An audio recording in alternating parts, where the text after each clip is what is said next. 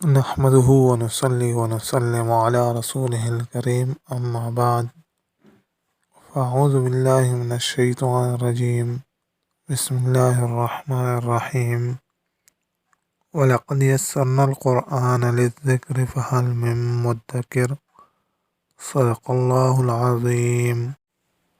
قرآن مجید کو یاد کرنا جتنا آسان ہے اور جتنی جلدی یہ یاد ہو جاتا ہے، دنیا کی کسی کتاب کا یاد کرنا اتنا آسان نہیں، اور نہ ہی کوئی دوسری کتاب اتنی جلدی یاد ہو سکتی ہے۔ تاریخ کے حوالے سے چند واقعات ذکر کیے جاتے ہیں جن سے اعجاز قرآنی کا یہ پہلو بھی سامنے آ جائے گا۔ اس کا یاد کرنا اتنا آسان ہے کہ اسے بچے، بوڑھے اور جوان، مرد و زن سب یاد کر لیتے ہیں۔ ان میں سب سے پہلا نام ابو المنذر ہشام بن محمد الصائب الکلبی ہے، جس نے صرف 3 دن میں پورا قرآن پاک حفظ کر لیا تھا۔ وہ خود فرماتے ہیں، میرے چچا ہمیشہ مجھے قرآن مجید یاد نہ کرنے پر ملامت کیا کرتے تھے۔ ایک دن مجھے بڑی غیرت آئی، میں ایک گھر میں بیٹھ گیا اور قسم کھائی کہ جب تک کلام باری حفظ نہ کر لوں گا اس گھر سے باہر نہ نکلوں گا۔ چنانچہ میں نے پورے 3 دن میں قرآن کریم کو حفظ کر کے اپنی قسم پوری کر لی۔ نمبر 2، حضرت امام اعظم ابو حنیفہ رحمہ اللہ کے شاگرد رشید حضرت امام محمد بن حسن شیبانی رحمہ اللہ نے صرف 1 ہفتہ میں قرآن پاک یاد کر لیا تھا۔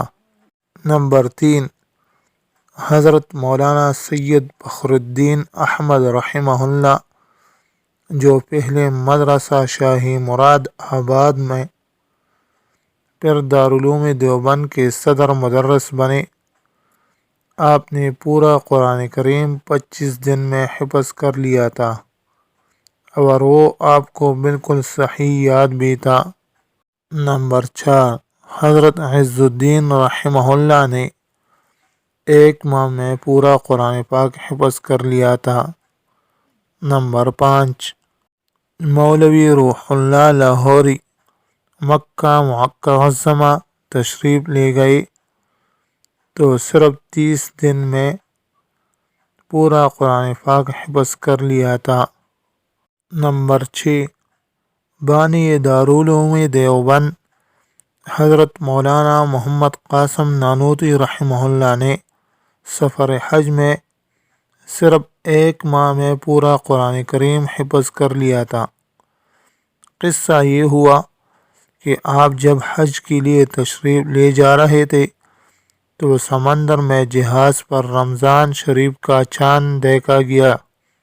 رفقا کی خواہش ہوئی کہ تراویح پڑھی جائے، مگر اتفاق سے کوئی بھی حافظ نہ تھا۔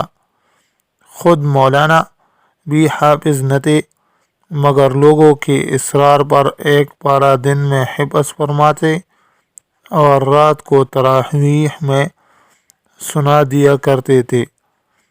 اسی طرح پورا قرآن پاک یاد کر کے سنا دیا۔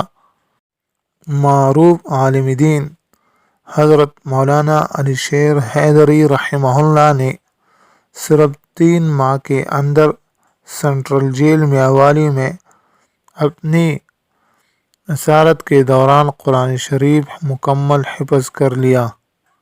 ابراہیم بن سعد فرماتے ہیں کہ خلیفہ مامون کے دربار میں 4 سال کا ایک بچہ لایا گیا جس نے قرآن مجید پڑھ لیا تھا۔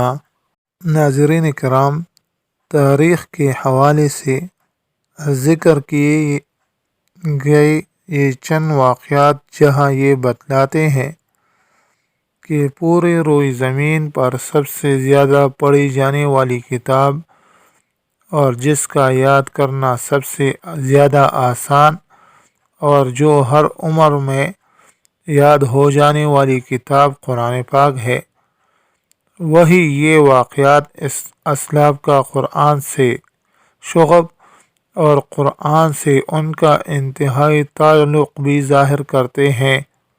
ہمیں بھی چاہیے کہ اسلاف کی طرح ہم بھی قرآن پاک سے اپنے تعلق کو بڑھائیں، خود بھی پڑھیں، اولاد کو بھی پڑھائیں اور اس کے مطابق زندگی گزاریں۔